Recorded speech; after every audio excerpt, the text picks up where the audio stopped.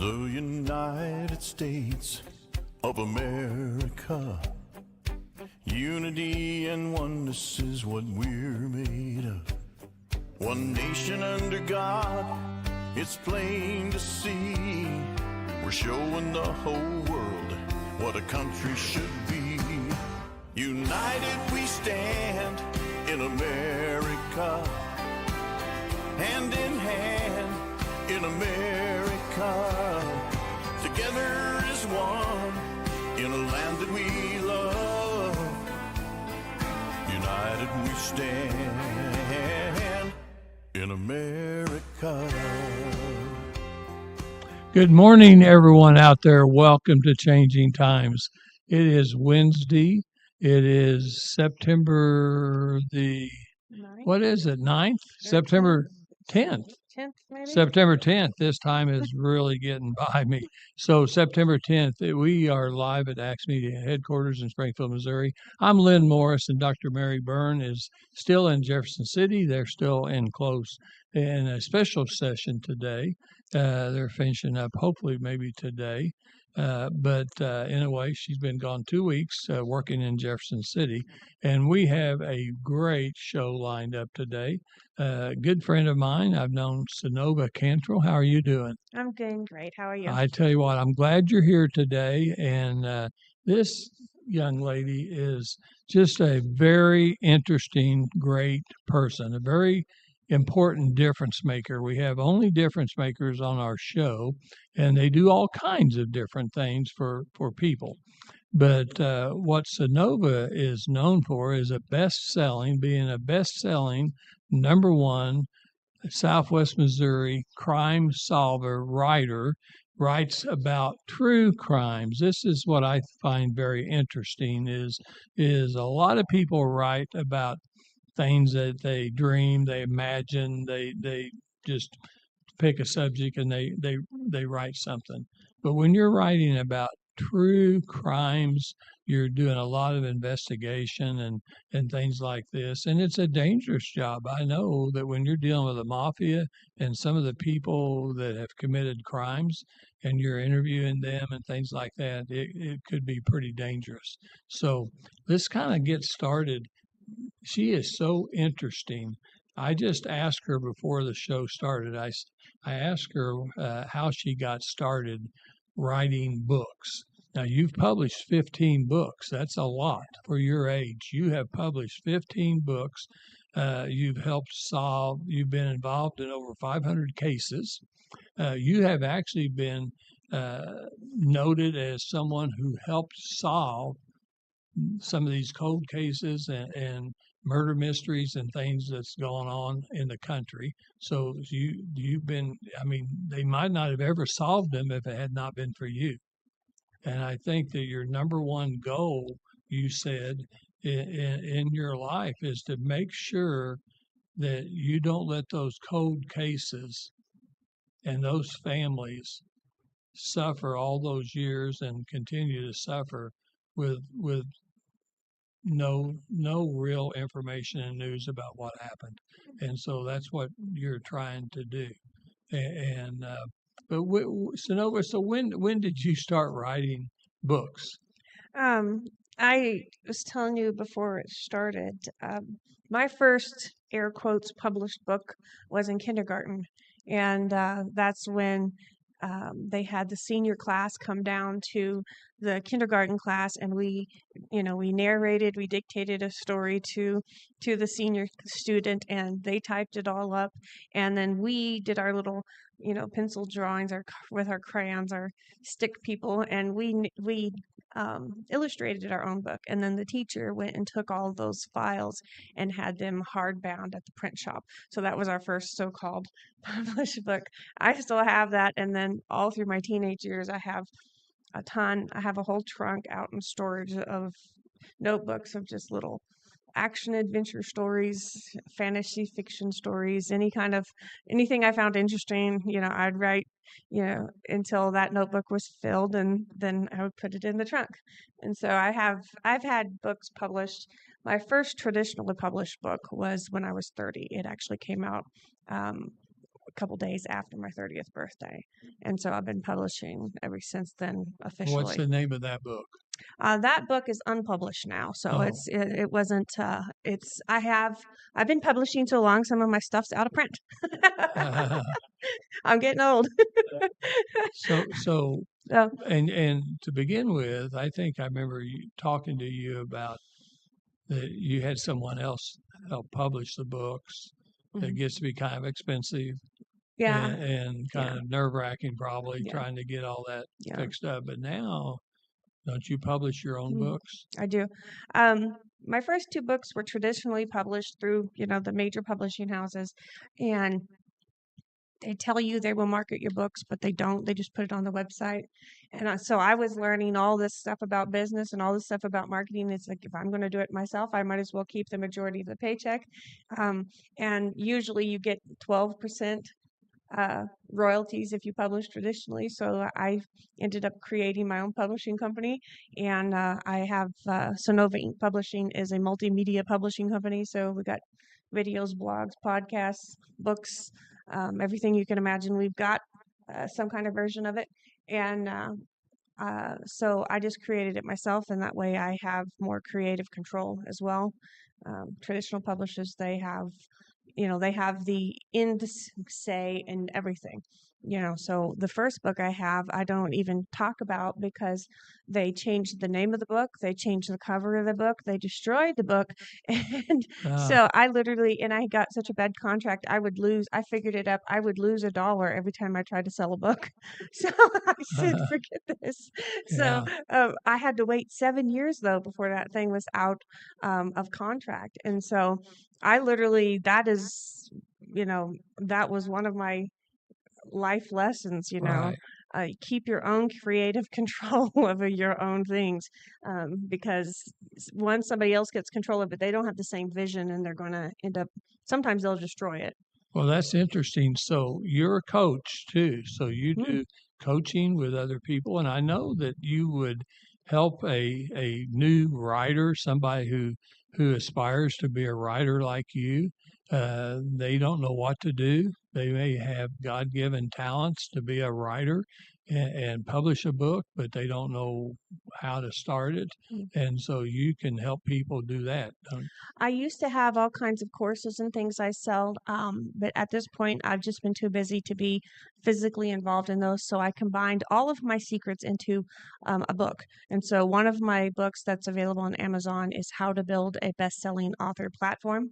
And so that has all of my coaching tricks Okay. all in one book. And then, yeah, because at some point you get to a certain size in business, you have to be able to step out of it, and so you can scale. And so at this point, I don't do one-on-one coaching. Okay. I do, offer them that book. And so if you see me out at an event, I usually have a few of those in my suitcase, just for people. And then I do have the life coaching that I did as well, because I wanted to help these victims' family members every which way I could. So I do have a life coaching book called Whispers of the Mind, that I have that with me as well. So when I travel, I usually have one person that comes up to my table that I just feel compelled to give it to them, and they, they're always really grateful.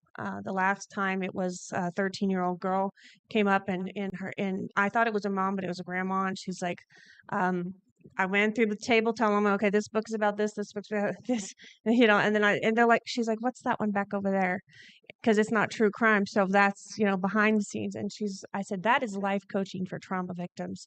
And the girl started to cry, and her grandma's like, she's had a lot of trauma. So I signed it and gave it to her, and, so everywhere I go, I'm Southwest Missouri's #1 true crime writer. So I promote all those books, but I have two that I still have for people that want to write books, and then for people that need help after, through trauma. And so Wow. I have other things as well besides true crime stuff.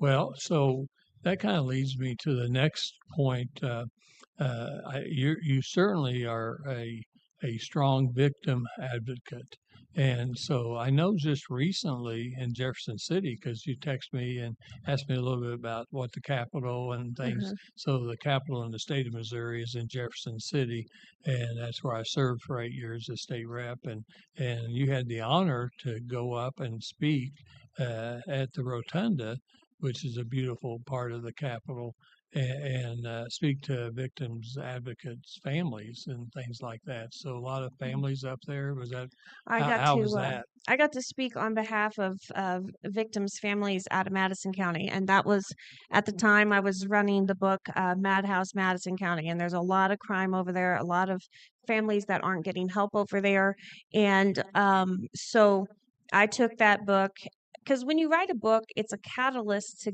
open doors to get more attention to the problem. So when I write a book, it's not about getting paid, it's not about anything like that. It's about raising awareness about this story. And so that book opened the door for me to be able to get in and talk to a senator and a few people there at the Capitol, and it opened the door to raise awareness for these 15 moms and grandmas in that county that can't get help. And so that was one opportunity I really enjoyed. I hadn't been to the Capitol since I was in college. I have outrageous GPAs, and so they sent me there and gave me all the awards and the gold medals and stuff for my academics. And I hadn't been there since that, and it's been a while since I've been in college. So I was like, Lynn, can you tell me about this? Haven't been to that building in years. I don't know where to go. So yeah, it's been a while. Well, hey, and Ray Lynn, your daughter is here and sitting on the sidelines, and she got to go to the Capitol and see. She didn't go Oh, with she didn't me. get to go. No, she didn't want to go. Sometimes Oh, she you goes. just missed a Yeah, live. I tell you what, that Capitol. They say it's one of the 5 prettiest capitals in the United States. Out of 50 capitals, it's always listed as one of the best to see, yeah, best to visit. yeah. It's just beautiful artwork. It's It's just beautiful. historic. It's Yeah, just a historic yeah. building. It So, was my assistant went with me. I have an assistant. We uh-huh. call her Miss T. Um, she went with me. She Well, drove good, with me up there. good. It was too much of a drive for Sissy. She didn't want to go. Well, and parking, did you find parking We pretty got easily? in the media parking, so we got Okay. right out the front Oh, door. great. Then, Yeah, okay, yeah, yeah, you're treated like a VIP then. So, exactly. I didn't. because parking sometimes is a problem Yeah. around the Capitol. Yeah, I Uh, wasn't sure what we was gonna do, and they're like, "Oh, you're media, come in." I was like, "Fine, I'll take it." okay, I yeah. didn't have a badge, but I Mhm. they let me in anyways. Well, So perfect. So tell me about and tell the people about blogs. I mean, you got a blog. yeah, You've had one for quite a Mm. while. And what subject? What do you do on your blog? The idea for my whole blog and everything is I raise awareness about the obscure cases. So I will cover famous cases periodically. You have to do that to boost your rankings in the algorithms. If you do nothing but obscure cases, you won't get the numbers you need. So I mainly focus on obscure cases that need publicity. I'll write the blogs, I'll ship it out to all of the social media accounts that I have. And then on my social media, I have 38 different platforms of mine and other victims advocates who have so graciously allowed me to use their platform. Between myself and all of these other advocates, I go out to 2.2 million potential viewers. So when I have a case where a grandma says I can't even get on my local news, we can make a little bit of difference. When we get out to that kind of people, then people in their area start saying, "Oh, I heard about that," and that's what we need to get those those leads in for law enforcement. So you say I helped solve 4 cases. I helped raise the publicity to bring in the leads for the people with the badge. I can't say I was Sherlock Holmes and went out there and did all the stuff myself, but I brought in the publicity that was needed to bring an end to the cases. And 2 of them, unfortunately, were so old the FBI agent told the victim's family member that it would never get to court. There was one 88-year-old man that was about to die that could possibly be indicted for something, and that was it was too late. But she at least got to know exactly what happened and who was responsible. And Mm. so it wasn't the answer she wanted or we wanted, but we was able to get that kind of answer for her. And so hopefully, hopefully if we keep chasing justice, sometimes we can run it down a little faster, So that's the name of the show, is Chasing Justice, because chasing justice, we think justice comes easy. We think it's guaranteed. We think it's cheap. We automatically think there's going to be some hero that's going to stand up and get it for us. Those are misconceptions. And so we have to chase it ourselves sometimes. Well, I tell you what, Synova, so it's just thinking and listening to you.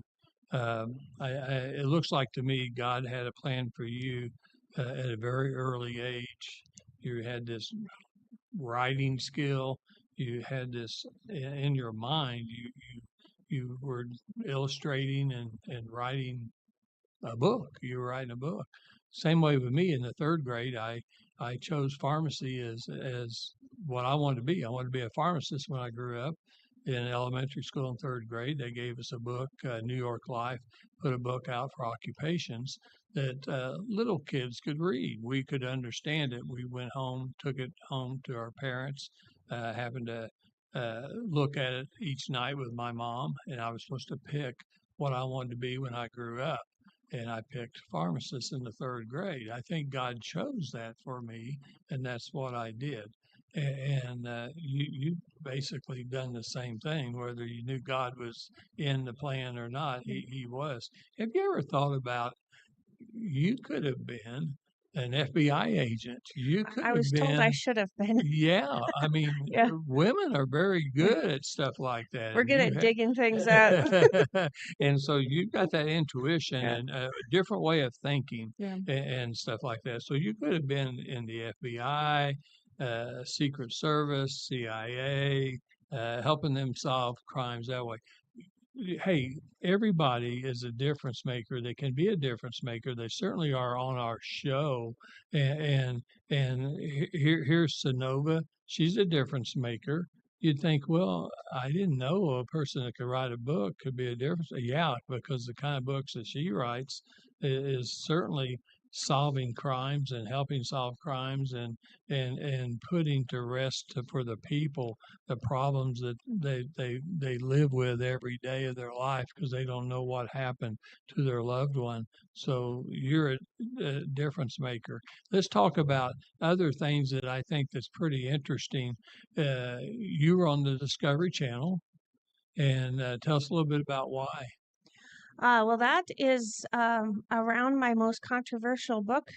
Right now, the TBI is trying to discredit a lawman, and I haven't made my public statement about that yet. I'm waiting on the files to be publicly available. Um, but the idea is I refuse to spend any time discrediting someone who can't defend themselves. And we have specific pillars that hold up our justice system. Our justice system is one of the best in the world. It's corrupt, things are falling apart, but the system itself is a good system. And if you take out two pillars out of that system, it will crumble. The first one is a man has a right to defend himself in front of a judge. The second one is a man has a right to an attorney. We got that right in 1962. That I actually wrote about that in one of my first true crime books. If you take those two things out, we don't have a justice system. So I haven't made my public statement about that yet, but I was on the Discovery Channel talking about one case that has to do with my Dixie Mafia book. So if you go on my website or on Amazon, look up Synova Cantrell, Dixie Mafia. You'll find my book. You'll find out why I was on that show. I will tell you, I had a lot of research. I spent 10 hours on camera with those people. They cut it down to 6 because my narrative didn't fit the narrative of. So from now on, every time I get on any kind of show, I've recorded other documentaries that haven't come out yet. I always ask the producer, what's your angle? What's your narrative? I'll see if I can line up with that. If I can't, then we'll do something else and not waste 10 hours. So, but that was my first camera experience, and I didn't know to ask those things. But I was on the Discovery Channel. I've got another documentary that I appear in, going to be out on Netflix. We're not sure, 3 to 6 months. And so I've been on some news channels and things, of course, when I went to the Capitol. So I've been on camera a little bit, but not as much as I probably should be to really promote these stories. But yeah, that's the Dixie Mafia is why I was on the Discovery Channel. You can check them out. Yeah, that's one of your best-selling books too. And, Yeah, yeah. and so that's really cool. Well, so let's kind of let's go ahead and let's get started. So the book that and you mentioned before we started the show, we were going to bring in all the files, and what would you estimate those if you stack 2 stacks? Are they going to be about 12 to 16 inches each one of them? About that? Yeah. And so two stacks, right? You got all this information.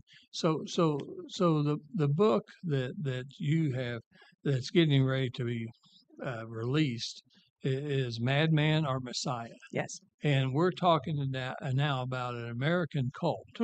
And one of the things I was interested in, because I don't know why, but as I've gone through all my years of life, every time I've ever heard about a cult on TV or the news, it's always kind of fascinated me why someone, man or woman, children, a family, would join a cult. Why would they join a cult? And so you did all this research, and where was this cult at? Everywhere. Everywhere. He came through Missouri in 1978, left by 1979.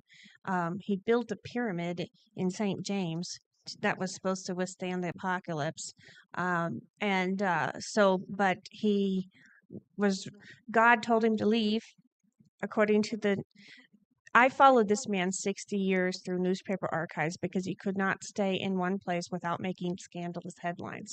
So I followed him by headlines through newspaper archives. You have the article where cult leader is arrested, charged with stealing $5 million off of a lady before she died, charged with hiring a hitman to kill his wife, and charged with we'll clean it up, assault of a 14-year-old girl. Okay. Yeah. And then he somehow gets out of all of that. And then 2 weeks later, the headlines are God tells him he needs to leave Missouri. I'm like, I bet there was a daddy with a shotgun that told you to leave Missouri. Yeah. So, yeah, but that was in St. James. He left in 1979. So literally, one of the things that fascinates me about you, Synova, is, I think it's easier to make up things and things that you've seen or whatever, but you're just you let your imagination run and write a book. But what you do is so time consuming, but you've got to be smart to know how to dig and get the right information. And then you got to be able to sort it out and keep it in sequence as you're doing that. So you've spent hours and hours with Madman or Messiah for this book to even be published. The subtitle of that is it's an investigation into the charisma and the crimes of cult leader Joseph Jeffers. And so the subtitle kind of explains who it is and what it is. It's an investigative journey, just learning about this person. And some of the things he said was outrageous to us. You would think, oh, nobody would fall for that. But you have to understand, we're looking at it all these years later with the internet, and we know what cults are. We can kind of, but the tactics he used are still used today. And they were used on very affluential people in Hollywood in the cult Nexum. So we want to think that these people maybe they were traumatized, maybe they were, they didn't understand. We want to give all these excuses and say maybe there was something that made them an easy target, just to kind of protect ourselves and make ourselves feel better. But in reality, if you don't know those red flags, anybody can be susceptible to coercive persuasion. That's good to say. Yeah, say that 10 times fast. So coercive persuasion. There you go. Have to practice that one a few times. But the idea is the tactics are the same. So this guy in the 1930s, he was causing a church war. You look up Jonesboro church war. It was so bad that there was a shootout, there were riots, there were tear gas bombs, there was arson. One man died on the church steps, was shot on the church steps and died. And the pastor was put up on murder charges because the guy shot at him first and wasn't a good shot. The pastor was a better shot, even though it's self-defense. And they brought in the troops. They literally almost declared martial law because of this one man. And this man, while this pastor is standing before a judge fighting for his life to say, look, I have witnesses, everything, the guy shot at me first. This pastor's fighting for his life in court. Joseph Jeffers just slips out of town. They didn't, and backing up a little bit, just to make it even worse, while that pastor was in jail waiting to fight for his life in front of a judge, some of Jeffers' crew took a machine gun, put it between the bars, and unloaded the machine gun in his jail cell. But by providence or divine guidance or something, his cot was underneath the window. So he had to fight off some ricochets, but he didn't get made into Swiss cheese. So, so that's 1930s. 1935, he's causing trouble in LA. He's massive, scandalous headlines in LA. 39, he's massive headlines in LA. They're investigating him as a Nazi spy. So, I mean, he continues every decade. There wasn't 5 years in a row that I couldn't find him in newspaper headlines causing trouble of some sort. So very, very, very busy guy. And Yeah. I think the thing that interests me so much is the fact that you were telling us before the show started that I've always had the impression that these cults kind of prey on people that kind of down in luck, little just hard times. They're searching for something. They certainly don't know God, and probably most of them don't, or they wouldn't be joining a cult, and they're just hard times. But no, this guy, he was able to get affluent people, Hollywood people, very wealthy people, very successful people that like to go to seminars to self better themselves. What do you call those type of seminars? Personal development Personal seminars. development seminars. Yeah. So I mean that he was finding the cream of the crop, basically. Yeah. Now that's the Nexum cult. That's in the news now. And they were smart, right? And Yeah. those people are smart. Yeah. But he was able to manipulate them to get them to join the cult. Well, see, the idea is you need to understand what the red flags are. The red flags are first you need to know what a cult is. The cult is there's a charismatic leader that cannot be questioned. There is coercive persuasion, and manipulation of the members. And then there is some kind of exploitation of the members. That is the three things that actually qualify as a cult. But the idea is there's all sorts of red flags through there. When you get to where someone wants to isolate you, to where you cannot get any outside information, and then they want to control everything that you learn and hear. That is a, just for lack of better terms, that's a brainwashing tactic.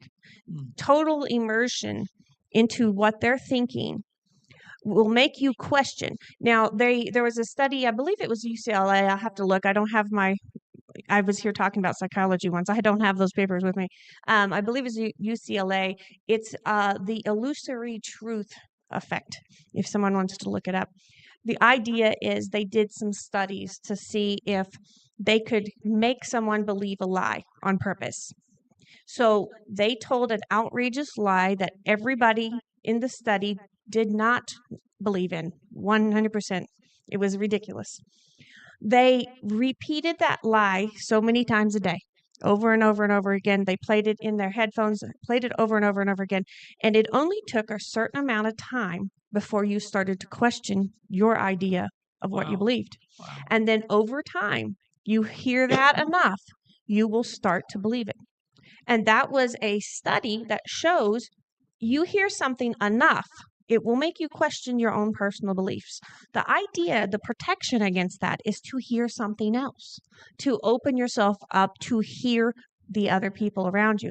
And the idea is any kind of con man, any kind of cult leader, they want to isolate you to where you're remove you from that network of connections that say, hey, well, does that really make sense? Does that really, and so we need to understand that there are some experts that say there could be up to 10,000 cults in America right now. And that number just blew my mind. How? But when you realize some of these cult leaders only have 500 people. Some of these cult people only have 30, 40, 50. They have as many as they can maintain. Okay. And the idea is it doesn't matter if it's a cult of 2 people. If that person that is being manipulated, coerced, and controlled and exploited by the other party, then it's a cult. And this is what we need to understand. They say the low estimates 3 million people in America have had some kind of involvement in cultish groups. Now, there are yoga retreats that turned out to be cults. There were martial arts studios that turned out to be cults. There were, like he's talking, the Nexum cult, which is what's been blowing up in the news lately. That was a personal development seminars, and it was kind of a pyramid scheme. You come here, you learn this, you do feel better. It is a little bit more, you're like, well, that did change my life. That is good. And they're like, well, if you pay a little bit more, you can get at this level. And then you keep going up that pyramid scheme, and you find out at the very, very top, you had one cult leader who was literally creating a harem of women against their will and branding them. Okay. Nobody joined down there at the bottom of the pyramid thinking, I'm going to go get branded and used by this man. No, I'm going to end up spending $100,000 on this. They joined because they wanted to better themselves. And so the idea is you need to realize that these cult leaders, they're extremely narcissistic. They're psychopathic. They want to find whatever vulnerability you have, and they're going to try to manipulate that in some way. And so my thought on writing this book, the reason why this book came to me, my assistant, Miss T, actually told me about the murder mystery that's right in the middle of this cult book. His third wife is suspiciously killed. And then 10 years later, they're like, oh no, he couldn't have done it. He was out of town. They never did figure out what happened to her. 10 years later, his next wife got tired of his stuff and tried to leave him, and he hired a hitman to try to kill her. And we're like, yeah, maybe we should go back and look at the, Look at the first So, one. but that's the reason why that book got to me, was this cold case, And so, but the idea is how we look at Joseph Jeffers, and he is a very small man. He's very nondescript. He's kind of a little bit twerpy looking, got glasses, not someone that you would think could be harmful in any way. And yet there's evidence that he groomed young girls. He'd bring them in as his wife's secretary, and then when they turned 18, he'd run off with them. In Missouri, he was accused of doing that with a 14-year-old girl. He stole conned millions and millions of dollars. See, this is the thing. When you groom somebody and they begin to think that you have all authority and you are somehow special, you have told them that you know more than they do. You told them you're smarter than they. You have some insight that they don't. And you're constantly love bombing them on one side, telling them how wonderful they are. But on the other side, you're also cutting away at their own self-esteem and their own self-worth. They don't know as much as you know. And then you can tell them and convince them that it's their idea to give you what they have. And so this is the idea with this coercive persuasion. He was able to steal. This woman had $5 million in 1989, so however much that is worth now. By the Mhm. time she died, he had manipulated it to where she had signed a different will and everything. By the time she died, though, there was only like $300,000 left for them to fight over, because he had coerced her Mhm. into, in her own handwriting, in her own, made her think it was her own will. And he had done this to dozens and dozens and dozens of people over the 90 years that he lived. He died a month before he turned 90. Nobody stopped him. Nobody stopped him. It was kind of shocking because we want to see cults in and explosions in 51-day standoffs like Waco. We want to see some big mass crescendo. The most startling thing I found when I came through this, I chased this man for 60 years of archives, and then all of a sudden, nothing. There was no obituary. There was nothing. Nobody wrote anything about this man. It was just done. Stop. I had to go verify with a Social Security identification, death identity, SSDI, whatever it's, to verify that he did die on a specific day. No cause of death, just natural causes. And to me, that was the most disturbing thing, because my career is chasing justice. And of course, I believe that he received justice when he met God. But for the people that he scammed for 89 years, they never saw it. And that was what broke my heart about this book. I had a hard time writing the end of this, because I was like, I would like to tell you that dad from Missouri chased him down for the last 8 years and put one between his eyes. Yeah. For what he did to his 14-year-old girl. Right, That's right. rude, that's crude, that's not nice, that's not politically correct. But as a parent, somebody does that to my child, that's what I feel.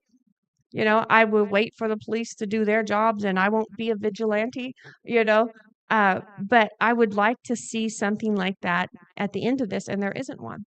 And when you start studying how many cults in America there are, this is the way the majority of them end. And that's what's scary.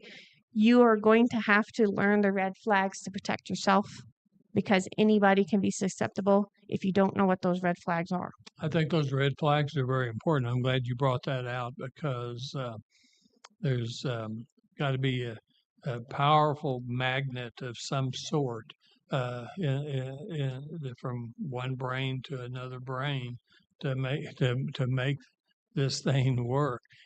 Just curious. So that's kind of strange. There's nothing at the end. So when that person dies, and that's happened in more than one cult case that you've looked at, so did they not have any family members, or is all the family gone or erased from time too? Because you'd think that they would have some family members still left that would Well, know that, anybody hey, that, that's a black sheep. yeah, That's a yeah, black sheep in our yeah, family. We haven't dealt with him yeah, for quite some time. yeah, But yeah. There are people around Joseph Jeffers, because he would run through wives like people change their socks.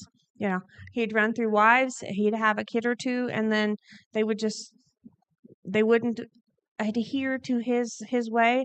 And one of his ex-wives did take him down a notch for stealing her car.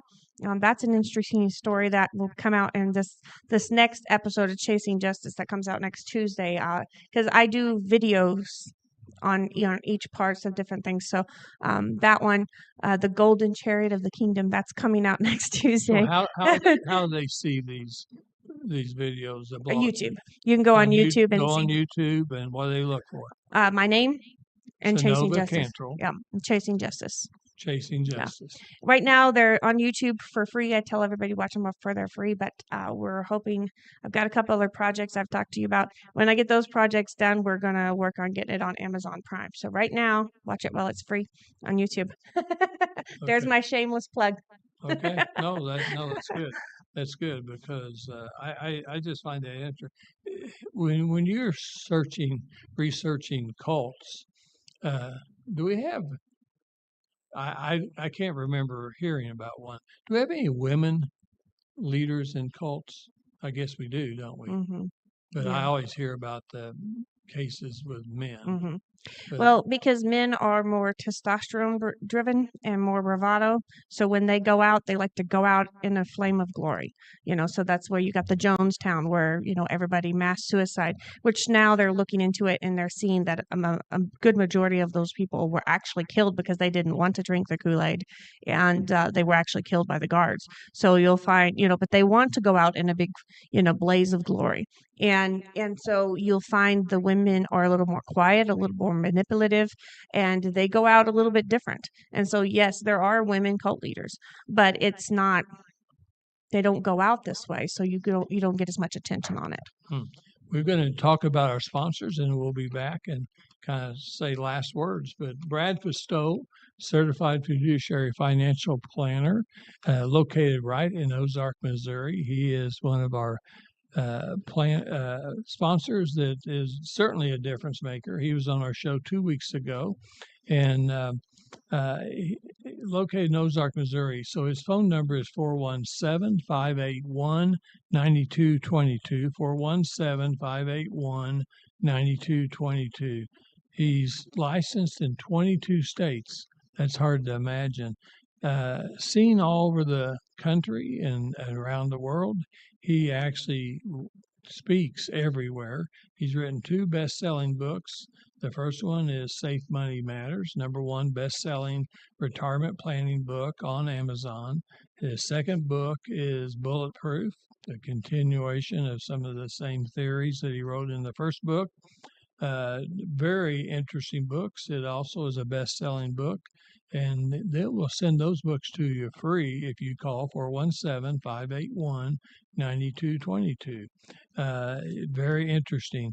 Their business used to be called Trinity Insurance and Financial Services. It still holds that name. However, he now has changed his name of his company in September to Ozarks Retirement Group. Ozarks Retirement Group. I use him. A lot of my friends use him.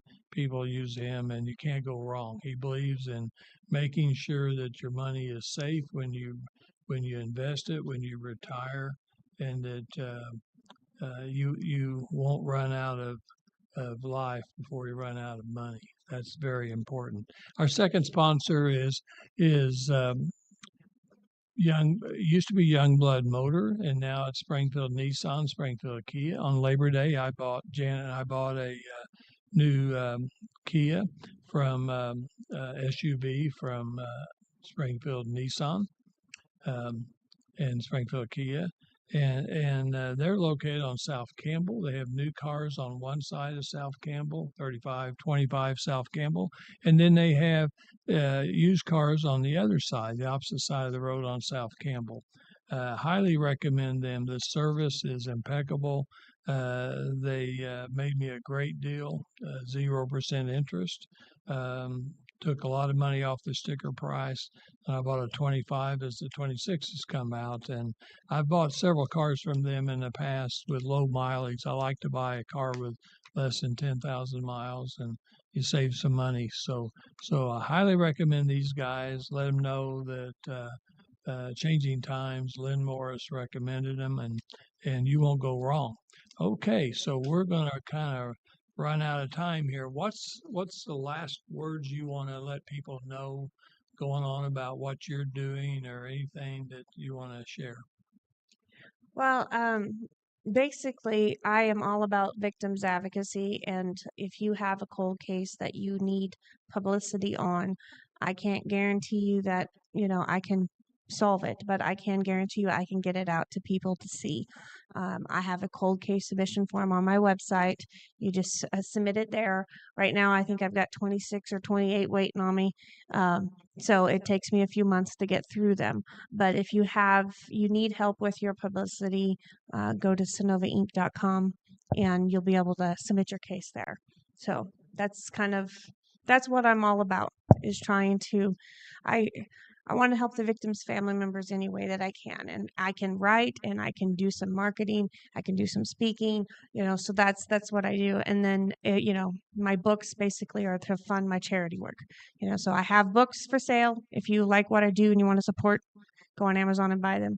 But basically, my idea for everything I do is trying to keep the victims in mind and trying to make it to where they can get the help they need. And if I can't help them, I will find somebody who can. So, Well, I tell you what, Synova, that is absolutely fantastic. I mean, when I think about that, all the time that you spend, you are spending so much time researching and you're helping these families, and they're so desperate because they just want to know what happened. They want closure in their life. And you can't get closure if you don't know what happened to your loved one. And that's why you're a special difference maker, because you are spending your time and money to help these people that you don't even know. They're no, all over this country and you do not know them. And they're sending you, like you said, 26 or 28 families have trusted you, and they're sending you information, and you're their hope. You're their hope. And then hopefully that what you will stimulate then is more attention to medias. You'll more attention maybe to law enforcement. yeah. That I notice that sometimes uh, when a brand new investigator or a detective or somebody that's working on cases like this, when they first come in, they'll grab a cold case or two. They kind of give them maybe something that instead of something current, they'll give them something past. Yeah. And sometimes new eyes see that, but because you're stimulating an interest, creating interest, you're making a difference in people's lives. Well, I And try to, so anyways. it's hope. awesome. And that's and you said that a while ago.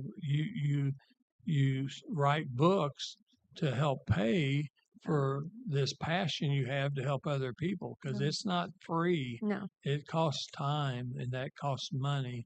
And so I'm hoping that you will look up Synova Cantrell and buy some books. You'll be fascinated.